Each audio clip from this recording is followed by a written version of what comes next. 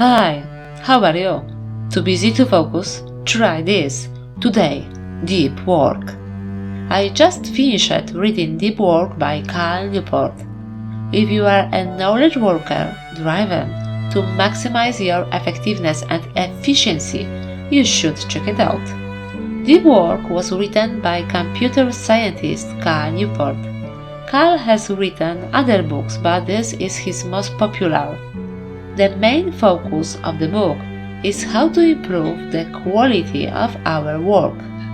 The main idea for improving the quality of our work is to maximize deep work.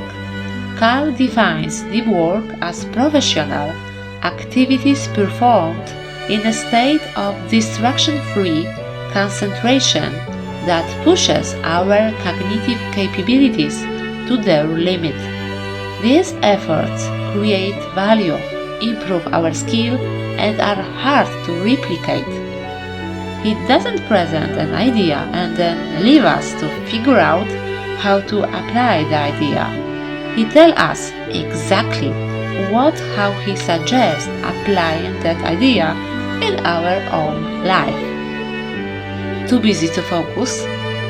Please, stay with me. The basic premise of the book is that the modern knowledge worker, basically anyone who works at the desk or otherwise does most of their work on a computer, is under constant pressure to engage in shallow work. What is it, shallow work? Shallow work is simple transactional work that doesn't create any tangible value and can be completed in a state of distraction. Shallow work includes the everyday minute of modern knowledge work: answering email, attending most meetings, depends on the meeting, data entry, filling out forms and surveys. In the book, shallow work is contrasted with deep work.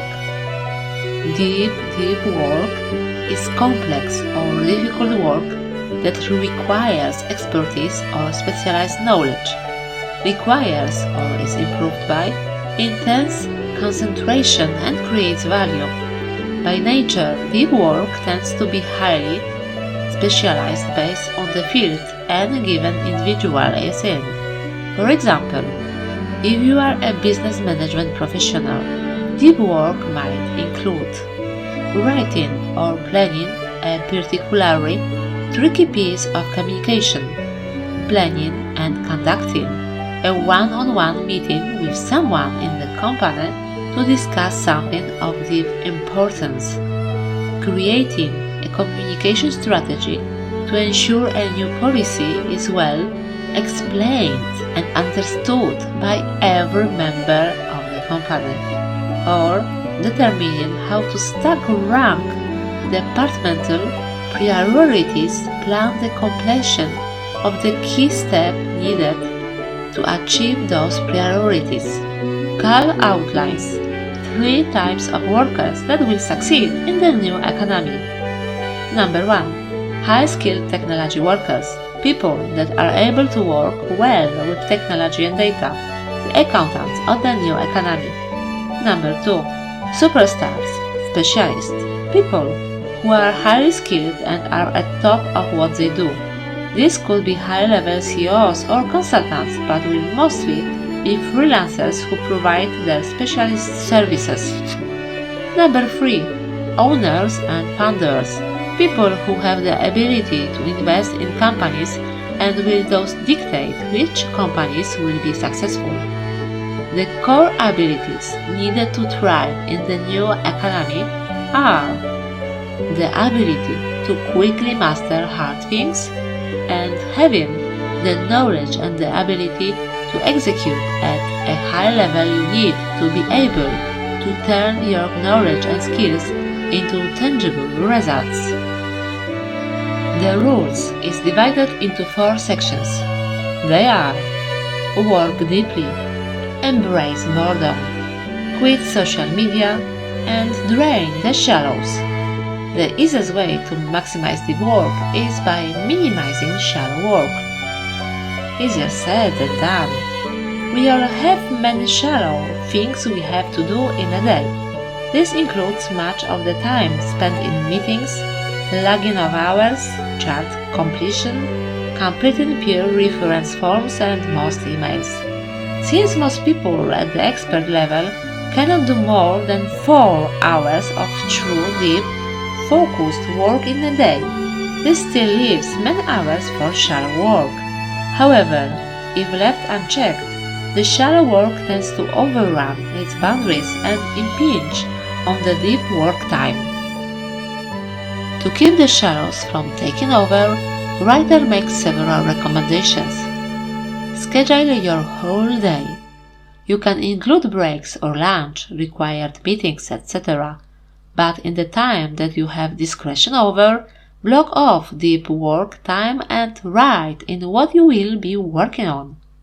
Then, add in blocks to deal with your shallow work. To do this, you have to quantify the depth of each activity. For example, most emails are shallow, requiring you only to read them or reply briefly.